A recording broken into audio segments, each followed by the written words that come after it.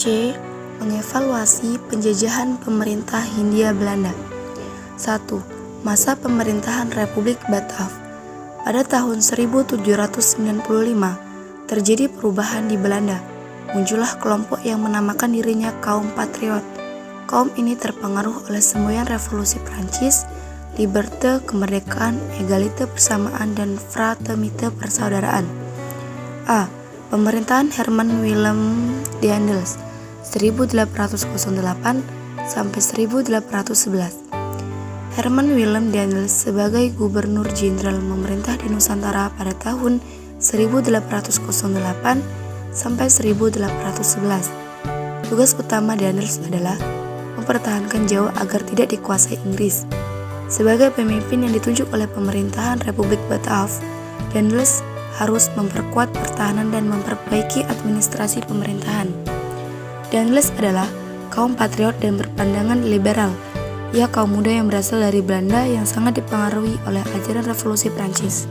Dalam rangka mengemban tugas sebagai Gubernur Jenderal dan memenuhi pesan dari pemerintah induk Republik Batav, Daendels melakukan beberapa langkah strategis, yaitu terutama menyangkut bidang pertahanan dan keamanan, bidang politik dan pemerintahan, bidang peradilan, dan bidang sosial ekonomi.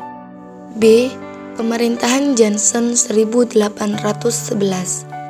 Pada bulan Mei 1811, Daendels dipanggil pulang ke negerinya.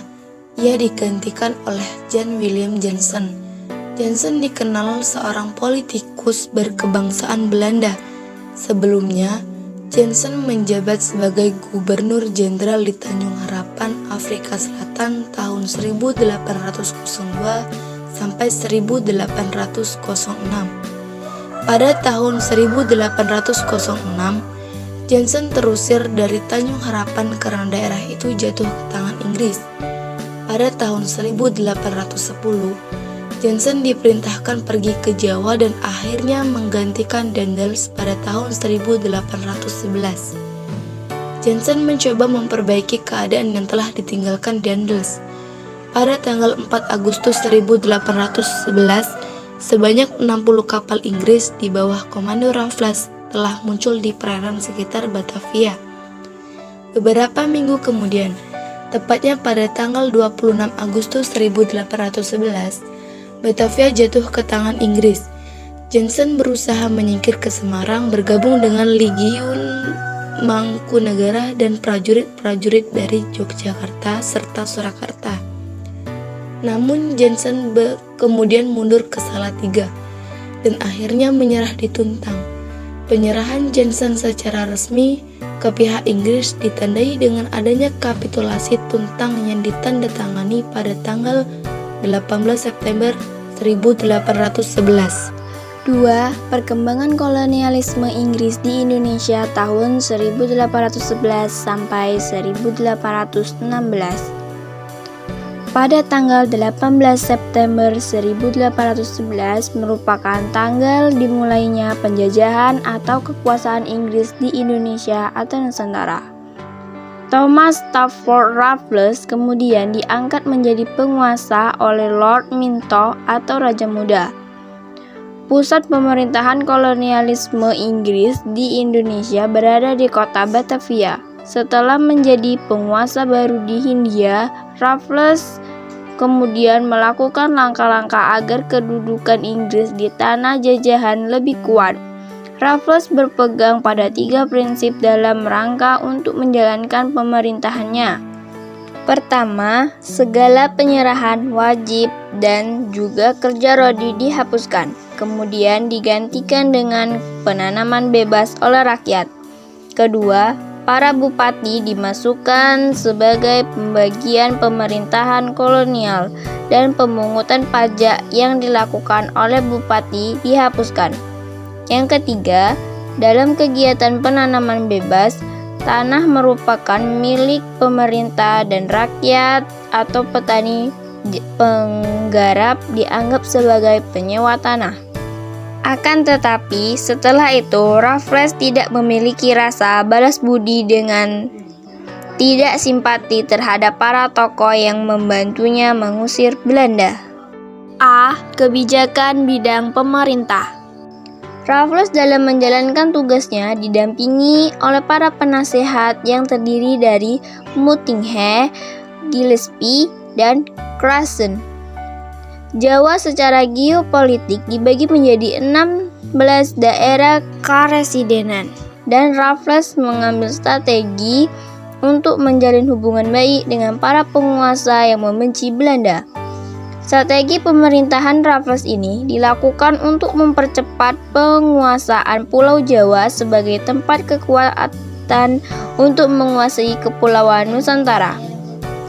Bentuk realisasinya, Raffles berhasil menjalin hubungan baik dengan raja-raja di Jawa dan Palembang dengan mengusir Belanda dari Indonesia. Raffles juga memaksa Sultan Hamengkubuwana II turun dari tahtanya. Sultan Hamengkubuwana II berhasil diturunkan dan Sultan Raja dikembalikan sebagai Sultan Hamengkubuwana III. Sebagai imbalannya, Hamengkubuwana III harus menandatangani kontrak bersama Inggris. Isi politik kontrak itu antara lain sebagai berikut. 1. Sultan Raja secara resmi ditetapkan sebagai Sultan Hamengkubuwana III dan Pangeran Natakusuma atau saudara Sultan Sepuh ditetapkan sebagai penguasa tersendiri di wilayah bagian dari Kesultanan Yogyakarta dengan gelar Paku Alam I. 2. Sultan Hamengkubuwana II dengan putranya Pangeran Mangkudiningrat diasingkan ke Penang. 3. Semua harta benda milik Sultan Sepuh selama menjabat sebagai Sultan dirampas menjadi milik pemerintah Inggris. B. Tindakan di bidang ekonomi. Raffles merupakan tokoh pembaru dalam menata tanah jajahannya yang memiliki pandangan revolusioner di bidang ekonomi. Raffles melakukan beberapa tindakan dengan tujuan memajukan ekonomi di Indonesia, tetapi tujuan sebenarnya untuk meningkatkan keuntungan kolonial. Berikut ini adalah kebijakan yang dijalankan Raffles untuk memajukan perekonomian di Indonesia, di antaranya 1. Pelaksanaan sistem sewa tanah dan pajak tanah atau land rate yang kemudian meletakkan dasar bagi perkembangan sistem perekonomian uang. 2. Penghapusan penyerahan wajib hasil bumi. 3. Penghapusan kerja rodi dan peribudakan. 4. Penghapusan sistem monopoli. 5. Peletakan desa sebagai salah satu unit administrasi penjajahan. Kebijakan sewa tanah yang dilakukan Raffles berkaitan dengan pandangannya bahwa status tanah sebagai faktor produk dan milik pemerintah. Oleh karena itu, Raffles beranggapan bahwa penduduk menjadi penyewa tanah dengan pembayaran sewa tanah dari tanah yang diolah kepada pemerintah. Penetapan desa sebagai unit administrasi pelaksanaan pemerintah bertujuan untuk menjadikan desa menjadi lebih terbuka agar bisa berkembang. Menurut Raffles, jika desa bisa berkembang maka produksi akan meningkat, sehingga hidup rakyat akan bertambah baik dan hasil pajak tanah akan bertambah. Raffles juga memberikan kebebasan bagi petani untuk menanam tanaman yang lebih laku di pasar dunia seperti kopi dan tebu. Tujuan Raffles sendiri ingin memperbaiki tanah jajahannya dan pandangan maju untuk meningkatkan kemakmuran rakyat. Akan tetapi, dalam pelaksanaan di lapangan memiliki banyak kendala yang berbenturan dengan kebudayaan dan kebiasaan para petani yang susah diubah. Selain itu, kurangnya pengawasan dari pemerintah dalam mengatur rakyat serta kepala desa dan bupati masih lebih kuat dari asisten presiden. Hal ini membuat Raffles sudah melepaskan kultur sebagai penjajah di mana masih ada kerja rodi, perbudakan, dan monopoli perdagangan. Di luar itu semua, tampaknya Raffles juga seorang ilmuwan. Raffles juga sangat memperhatikan terhadap bahasa dan adat istiadat masyarakat di Jawa. Ia juga sangat tertarik dengan antropologi dan botani. Makalah-makalahnya kemudian diterbitkan dalam majalah Verhandelingen. Setelah pulang ke Inggris, Raffles kemudian menulis buku History of Java. Untuk merealisasikan buku itu, Raffles dibantu oleh juru bahasa, antara lain Raden Aryo Notodiningrat. Ia juga memberikan bantuan penelitian John Crawford sehingga berhasil menyelesaikan tulisannya yang berjudul History of the East Indian Archipelago. 3. Dominasi pemerintahan Belanda. A. Jalan Tengah bersama Komisaris Jenderal. Komisaris Jenderal dibentuk oleh Pangeran Willem VI yang beranggotakan 3 orang, yakni Cornelis Theodorus Elaut, Arnold Ardian Baekes, dan Alexander Gerard Philip Baron van der Capellen. Dengan mempertimbangkan amanat UU, pemerintah dan melihat kenyataan di lapangan serta memperhatikan pandangan kaum liberal dan kaum konservatif, Komisaris Jenderal sepakat untuk menerapkan kebijakan jalan tengah. Maksudnya, eksploitasi kekayaan di tanah jajahan langsung ditangani pemerintah Hindia Belanda agar segera mendatangkan keuntungan bagi negeri induk. Di samping mengusahakan kebebasan penduduk dan pihak swasta untuk berusaha di tanah jajahan. Tetapi kebijakan jalan tengah ini tidak dapat merubah keadaan. Pada tanggal 22 Desember 1818, pemerintah melakukan UU yang menegaskan bahwa penguasa tertinggi di tanah jajahan adalah Gubernur Jenderal. Van der Capellen kemudian ditunjuk sebagai Gubernur Jenderal. Ia ingin melanjutkan strategi jalan tengah, tetapi kebijakan Van der Capellen itu berkembang ke arah sewa tanah dengan penghapusan peran penguasa tradisional, bupati dan para penguasa setempat. Kemudian Van der Capellen juga menarik pajak tetap yang sangat memberatkan rakyat. Timbul banyak proses dan mendorong terjadinya perlawanan. Van der Capellen kemudian dipanggil pulang dan digantikan oleh Douglas de Signes. B. Sistem tanam paksa. 1. Ketentuan tanam paksa. Secara rinci, beberapa ketentuan tanam paksa itu termuat pada lembaran negara Statsblad tahun 1834 nomor 22. Ketentuan-ketentuan itu antara lain sebagai berikut. A. Penduduk menyediakan sebagian dari tanahnya untuk pelaksanaan tanam paksa. B. Tanah pertanian yang disediakan penduduk untuk pelaksanaan tanam paksa tidak boleh melebihi 1/5 dari tanah pertanian yang dimiliki penduduk desa. C. Waktu dan pekerjaan yang diperlukan untuk menanam tanaman tanam paksa tidak boleh melebihi pekerjaan yang diperlukan untuk menanam padi. D. Tanah yang disediakan untuk tanaman tanam paksa dibebaskan dari pembayaran pajak tanah. E. Hasil tanaman yang terkait dengan pelaksanaan tanam paksa wajib diserahkan kepada pemerintah Hindia Belanda. Jika harga atau nilai hasil tanaman ditaksir melebihi pajak tanah yang harus dibayarkan oleh rakyat, maka kelebihannya akan dikembalikan kepada rakyat. F. Kegagalan panen yang bukan disebabkan oleh kesalahan rakyat petani menjadi tanggungan pemerintah. G.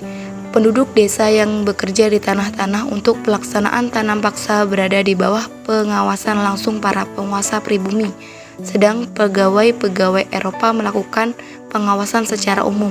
Dan H. Penduduk yang bukan petani diwajibkan bekerja di perkebunan atau pabrik-pabrik milik pemerintah selama 65 hari dalam 1 tahun. 2. Pelaksanaan tanam paksa. Menurut Van den Bos, pelaksanaan sistem tanam paksa harus menggunakan organisasi dan kekuasaan tradisional yang sudah ada. Dalam hal ini, para pejabat bumi putra dan kaum priai dan kepala desa memiliki peran penting. Mereka ini sangat diharapkan dapat menggerakkan kaum tani wajib menanam tanaman yang laku di pasaran dunia. Dapat dikatakan bahwa dalam pelaksanaan tanam paksa umumnya berjalan tidak sesuai dengan ketentuan yang ada. Tanam paksa telah membawa penderitaan rakyat, banyak pekerja yang jatuh sakit bahkan meninggal. Mereka dipaksa fokus bekerja untuk tanam paksa, sehingga nasib diri sendiri dan keluarganya tidak terurus. Bahkan kemudian timbul bahaya kelaparan dan kematian di berbagai daerah. Misalnya di Cirebon 1843 sampai 1844, di Demak tahun 1849 dan Grobogan pada tahun 1850. Sementara itu, dengan pelaksanaan tanam paksa ini, Belanda telah mengeruk keuntungan dan kekayaan dari tanah Hindia dari tahun 1831 hingga tahun 1877. Perbendaharaan kerajaan Belanda telah mencapai 832 juta gulden. Utang-utang lama VOC dapat dilunasi. Kubu-kubu dan benteng pertahanan dapat dibangun. Belanda menikmati keuntungan di atas penderitaan sesama manusia. Pelaksanaan tanam paksa dapat dikatakan telah melanggar hak-hak asasi manusia. C. Sistem usaha swasta. Pihak yang setuju dengan tetap dilaksanakan tanam paksa adalah kelompok konservatif dan para pegawai pemerintah. Alasan mereka adalah karena tanam paksa telah mendatangkan keuntungan. Pihak yang pelaksanaan tanam paksa lainnya adalah para pemegang saham perusahaan NHM. Alasan mereka adalah mereka mendapatkan hak monopoli untuk mengangkut hasil-hasil tanaman paksa dari Hindia Belanda ke Eropa. NHM adalah perusahaan dagang yang didirikan oleh Raja Willem I di Den Haag pada tanggal 9 Maret 1824. Pihak yang menentang pelaksanaan tanam paksa adalah sekelompok masyarakat yang merasa kasihan terhadap penderitaan rakyat pribumi. Umumnya, kelompok yang kontrak dipengaruhi oleh ajaran agama dan pengaruh asas liberalisme. Kaum liberal menghendaki tidak adanya campur tangan pemerintah dalam urusan ekonomi. Sebaliknya, kegiatan ekonomi diserahkan kepada pihak swasta. Pandangan dan ajaran kaum liberal semakin berkembang dan pengaruhnya kuat. Oleh karena itu, pada tahun 1850 pemerintah mulai bimbang, apalagi setelah kaum liberal mendapatkan kemenangan politik di parlemen. Dalam urusan tanah jajahan, parlemen memiliki peranan yang lebih besar. Sesuai dengan asas liberalisme, kaum liberal menuntut adanya perubahan dan pembaruan. Pemerintah dalam kegiatan ekonomi harus dikurangi. Sebaliknya, perlu diberikan keleluasan kepada pihak swasta untuk mengelola kegiatan ekonomi. Pemerintah berperan sebagai pelindung warga, mengatur tegaknya hukum, dan membangun sarana-prasarana agar semua kegiatan masyarakat berjalan dengan lancar.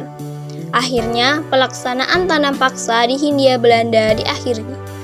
Hal tersebut karena didorong terbitnya dua buku pada tahun 1860, yaitu buku Max Havelaar yang ditulis oleh Edward de West Dekker yang menggunakan nama samaran Multatuli, dan buku yang berjudul Zwicker Kontrakten atau kontrak-kontrak pula yang ditulis oleh Frans van Diepat.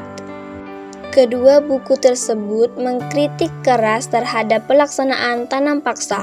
Oleh karena itu, secara berangsur-angsur tanam paksa mulai dihapus dan mulai diterapkan sistem politik liberal.